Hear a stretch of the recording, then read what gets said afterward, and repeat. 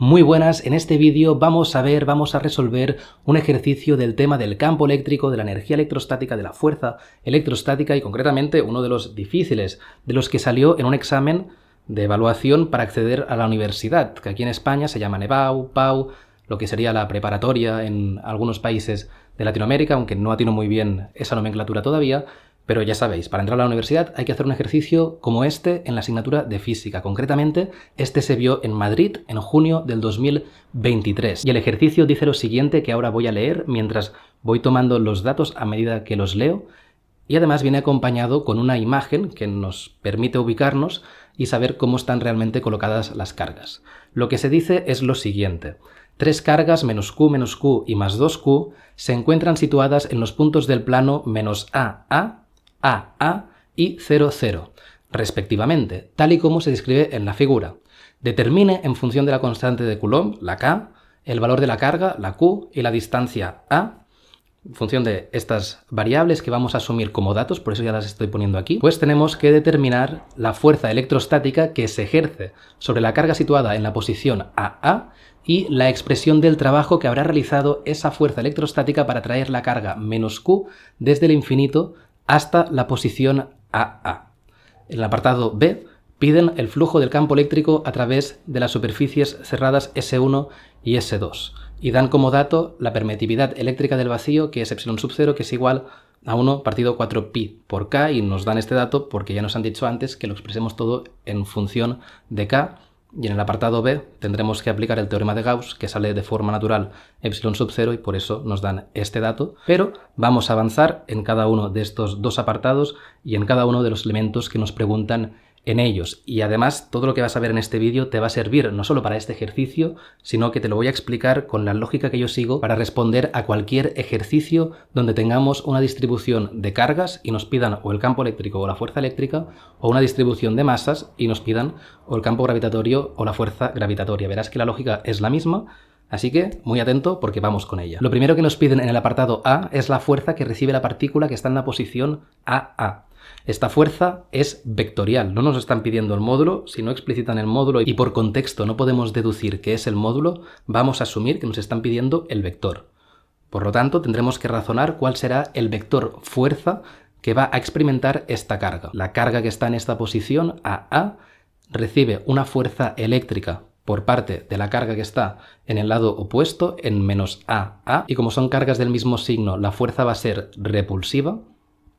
Por lo tanto, apuntamos aquí F1 en esta dirección y este sentido. Esto es muy importante hacerlo, hacer este dibujo y esta comprensión. De hecho, es el primer paso de la lógica para resolver este tipo de ejercicios. Primero, hacer las flechas de cada una de las fuerzas. Hemos visto esta fuerza 1, la hemos llamado 1, y la fuerza 2 es la generada por la carga que está en la posición 0, 0. Por lo tanto, dibujamos una flecha que va en la dirección que une las dos cargas y en el sentido atractivo de estas dos cargas, y aquí no sabemos exactamente, es un esquema, no sabemos si esta flecha será más larga o más estrecha, pero nos sirve el esquema sobre todo para la dirección y el sentido. Si luego resulta que el módulo, que la flecha es más grande o más pequeña, pues luego ya lo corregimos y lo tenemos en cuenta, pero la dirección y el sentido no dependen de eso y nos sirven para seguir planteando el resto de cálculos. Y de hecho, antes de empezar con los cálculos, un paso opcional pero recomendable es ya hacer un dibujo de la fuerza neta, la fuerza resultante que va a experimentar esta partícula, y podemos saber esquemáticamente cómo será esta fuerza a través de la representación vectorial que estamos haciendo en este dibujo. Recuerda que los vectores se suman con la regla del paralelogramo, es decir, tú haces la paralela de este vector y la paralela de este otro vector, y en el punto donde se cruzan, pues allí vamos a tener la suma de estos dos vectores. En este caso, pues obtenemos esta fuerza resultante que simplemente he llamado F. Y aquí fíjate que si una de las flechas como F2 fuera más grande, la fuerza resultante sería distinta y apuntaría en un sitio relativamente distinto. Esto ahora mismo no importa. Debemos ser conscientes de que es algo que puede pasar. Cuando hagamos los cálculos, igual nos encontramos que esta flecha azul, que F2, es mucho más grande su vector de lo que aquí hemos representado, y por lo tanto la fuerza resultante tendrá que apuntar más hacia adentro.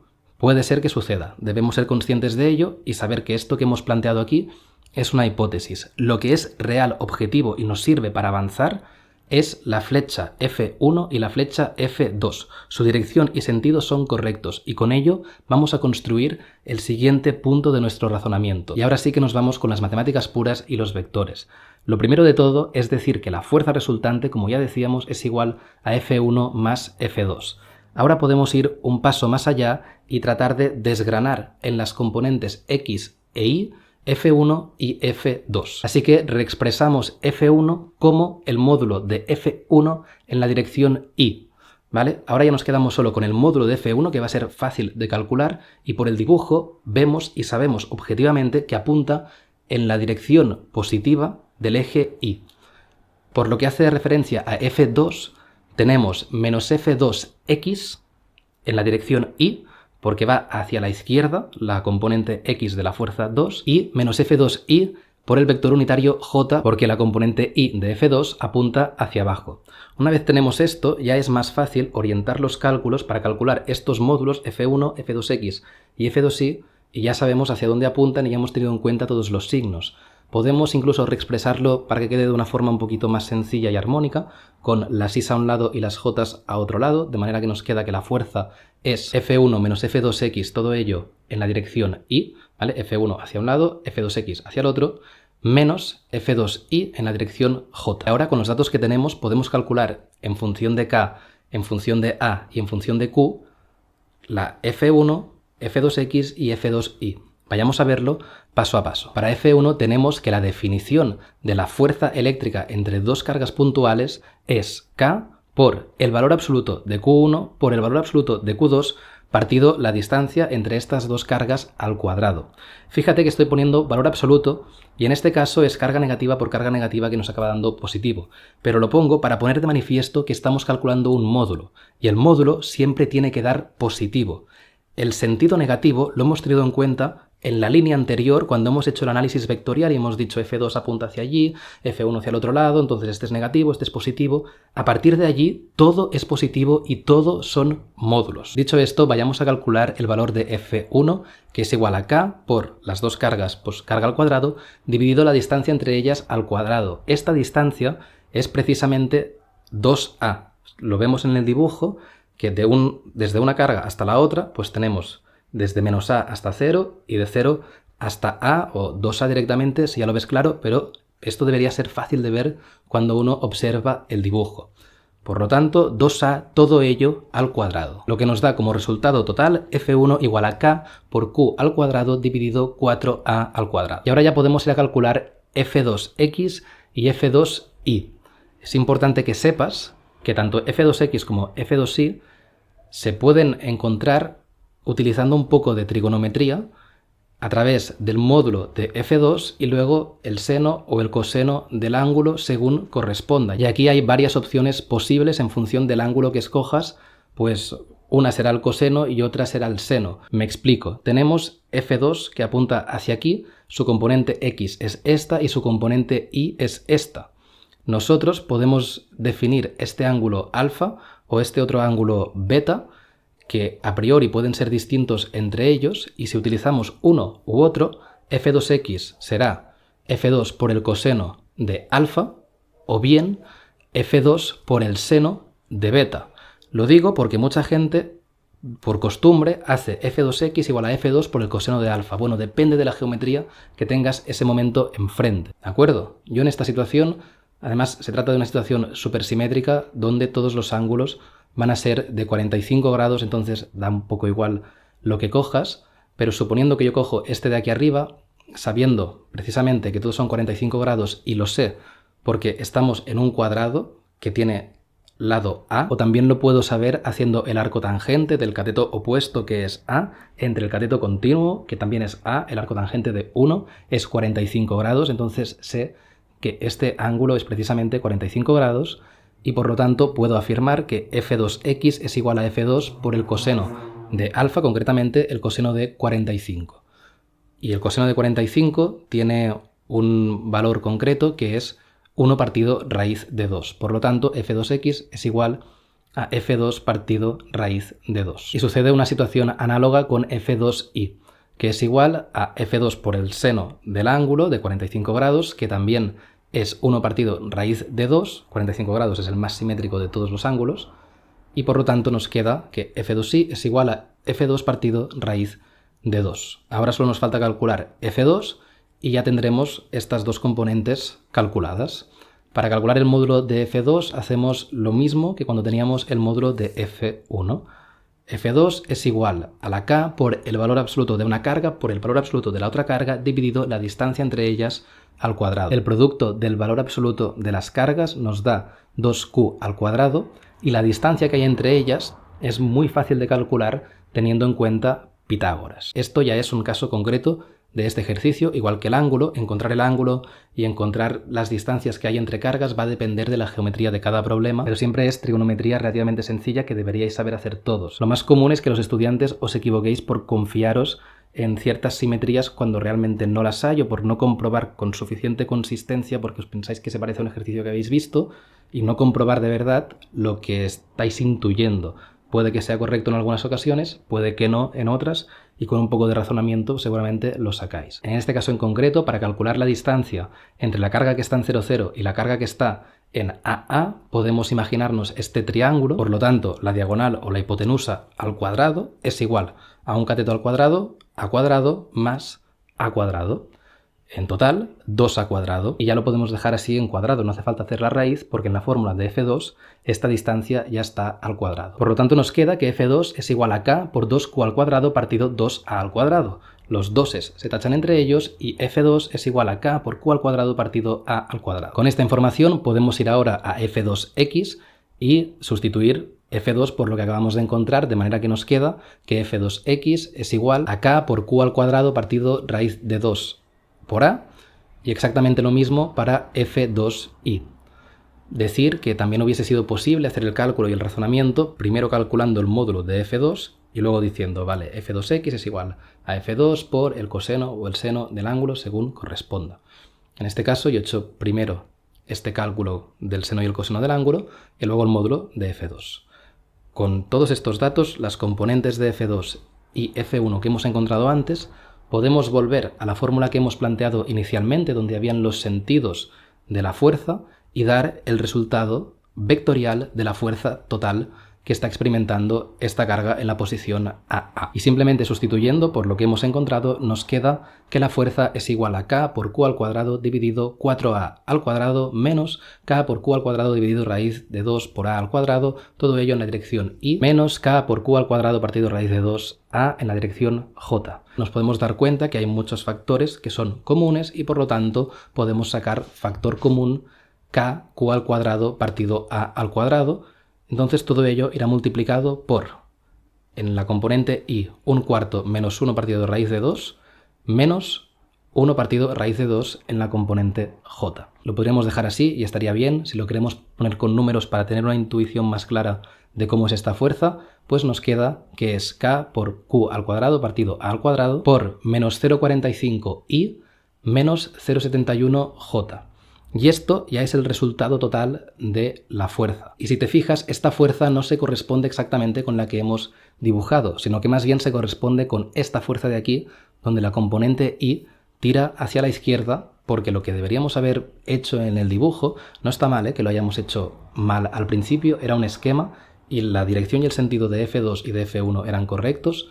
Por lo tanto, hemos llegado a un resultado correcto que nos permite hacer un mejor dibujo donde F2 es más largo, el módulo F2 es más significativo y tiene sentido porque está más cerca y son cargas, es más 2Q, por lo tanto es más carga a menos distancia. Evidentemente hay mucha más fuerza que en la otra carga que está más alejada y es más pequeña, lo que nos hace que la fuerza total pues tenga una componente que va hacia la izquierda y una componente que va hacia abajo. Todo de volver a hacer el dibujo, si lo haces en el examen, es un detalle que va a jugar a tu favor, pero tampoco es imprescindible. Lo importante es que el resultado numérico sea correcto, que es este de aquí. Y con esto ya tenemos resuelto la primera parte del primer apartado de este ejercicio. Vayamos a por la segunda parte, donde nos preguntan el trabajo que se deberá realizar para traer la carga menos Q desde el infinito hasta el punto A.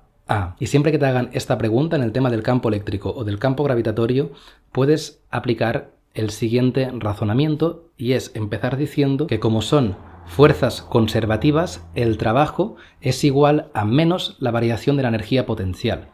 Hay un teorema que nos dice que la variación de energía no depende del camino trazado, solo del punto final y del punto inicial, delta E, final menos inicial, y luego hay un menos. Todo eso es un teorema donde ahora no vamos a entrar, vamos a ir directos a resolver el ejercicio. Para hacerlo tenemos pues que simplemente ir desarrollando esta lógica, calcular este trabajo, es decir, esta menos variación de energía potencial. La variación de energía potencial es energía potencial final menos energía potencial inicial, y como hay este menos delante, pues lo cambiamos todo de signo y nos acaba quedando que el trabajo es energía potencial inicial menos energía potencial final. Y la energía potencial inicial es cero. Por definición, el infinito es energía cero. Si lo quieres pensar a través de la fuerza o la fórmula de la energía de dos cargas, si las alejas infinitamente, como la distancia está en el denominador, cuando esa distancia se hace infinita, esa energía se hace cero, si lo quieres razonar de esa manera. Pero con que sepas que el infinito siempre es energía cero, suficiente para seguir avanzando. Y luego tenemos la energía potencial final. Y ojo aquí, porque hay un matiz donde es fácil equivocarse. La energía potencial final de la partícula, no del sistema. Entonces, la partícula, cuando llegue a la posición AA, tendrá una energía que se deberá a su interacción con la carga que está cerca suyo en horizontal, la carga menos Q, y con la carga que está a más 2Q. Por lo tanto, la energía potencial final será K por menos Q dividido 2A más K por menos Q por más 2Q dividido raíz de 2 por A. Este raíz de 2 por A viene de antes, que habíamos calculado la hipotenusa al cuadrado, que era 2 al cuadrado, pues el cuadrado de esa hipotenusa, porque en la fórmula de la energía la distancia no va al cuadrado, por lo tanto hacemos la raíz y nos queda raíz de 2 por A. ¿Vale? Y esto es la energía de la partícula. Si hiciéramos la energía del sistema, también deberíamos tener en cuenta la interacción que hay entre la partícula menos Q del otro lado y la partícula más 2Q. Y esto no tenemos que hacer, porque nos piden la energía para mover una partícula de un punto, el infinito, a otro punto, a. Y por lo tanto, estos son los cálculos con los que hay que seguir. Ahora es cuestión de operar un poco con los signos y algunos cuadrados y nos acaba quedando que la energía potencial final es K por Q al cuadrado partido 2A menos 2K por Q al cuadrado partido raíz de 2 por A. De aquí podemos sacar factor común para presentarlo de una forma un poquito más sencilla y nos queda K por Q al cuadrado partido A por 1 partido 2 menos 1 partido raíz de 2. Y este resultado es suficientemente satisfactorio. Podríamos ir un poquito más allá y hacer este 1 medio menos 1 partido raíz de 2 y dar el número que nos dé, pero nos perderíamos los decimales que pusiéramos y aquí estamos dando más información dejándolo así. Por lo tanto, de momento lo dejo así y sigo avanzando. Que de hecho ya casi hemos terminado con este cálculo del trabajo, porque habíamos dicho que la energía potencial inicial, que la sabemos, es 0, menos energía potencial final, que la acabamos de calcular. Sustituyendo todo esto, nos acaba quedando que el trabajo es menos K por Q al cuadrado partido A por 1 medio menos 1 partido raíz de 2. Y este menos es muy importante. No nos podemos quedar solo con la energía potencial final. Estamos calculando el trabajo, que es menos variación de energía potencial. Y nos acaba dando un trabajo negativo, lo que significa que el sistema de forma espontánea, ahora sí hablamos del sistema, va a atraer a la partícula, es decir, la partícula desde el infinito, si la colocamos en el infinito, ella solita, sin que nadie la empuje, va a ir hasta ese punto. Y luego es posible que se siga moviendo, ahí ya no entramos. Pero hasta ese punto lo hace de forma natural, espontánea, porque hay esta carga más 2Q, que es más potente que menos Q, que la atrae. Y esto queda reflejado en este menos. ¿Vale? Siempre es importante interpretar los resultados para asegurar que la intuición y la matemática van de la mano. Y una vez hemos llegado hasta aquí, ya prácticamente hemos acabado el ejercicio. Para resolver el segundo apartado simplemente hay que aplicar el teorema de Gauss, ya que nos piden el flujo de la superficie 1 y de la superficie 2 que nos ponen dibujadas en este dibujo esquemático. El teorema de Gauss es precisamente que el flujo, que se define como la integral del producto escalar del campo eléctrico por el diferencial de superficie, pero esto ahora mismo nos da igual, todo esto es igual a la carga interior partido epsilon sub 0. Nos han dicho en el enunciado que epsilon sub 0 es 1 partido 4pi por k, de manera que nos queda que el teorema de Gauss lo podemos reexpresar como que el flujo es igual a la carga interior por 4pi por k. Una vez dicho esto y sabiendo que la carga interior no es más que la suma de las cargas en el interior, pues tenemos que el flujo en la superficie 1 es igual a 4 por pi por k por menos q más 2q, que nos queda más q y por lo tanto el flujo 1 es igual a 4pi k Q, y en el caso de 2, la superficie 2 que engloba las 3 cargas, la carga interior es menos Q y más 2Q, en total es 0. Por lo tanto, el flujo en esa superficie es 0. Recuerda que un flujo igual a 0 no significa que el campo sea 0 ni que haya muchísima simetría. Significa que entran tantas líneas, atraviesan tantas líneas hacia adentro esta superficie como líneas de campo salen. Y con esto ahora sí que tenemos resuelto todo este ejercicio. Espero que te haya servido, que te haya gustado. Si ha sido así, deja un buen pulgar arriba, suscríbete, házmelo saber en los comentarios. Súper agradecido de vuestro feedback, y si tienes más ejercicios, más cosas que queráis que profundice en ello, pues lo tendré muy en cuenta. Pasaros también por fisicapro.com para obtener más recursos, más materiales que estoy creando, desarrollando y se irán subiendo por allí para seguir aprendiendo física. Y dicho esto, nos vemos en el siguiente vídeo. ¡Chao!